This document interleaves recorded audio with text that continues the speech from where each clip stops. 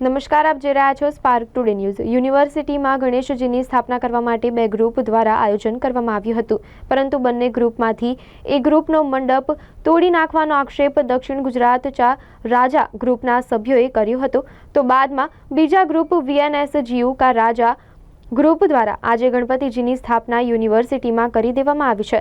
યુનિવર્સિટીમાં એક જ આયોજન થશે એ પરિપત્રનું અનુસરણ કરવાનું કહેવાતા દક્ષિણ ગુજરાત રાજા ગ્રુપના સભ્યો દ્વારા લાવવામાં આવેલી ગણેશજીની મૂર્તિ છેલ્લા 3 દિવસથી અણુવ્રત દ્વારા ખાતે બ્રિજ નીચે મૂકવામાં આવી છે।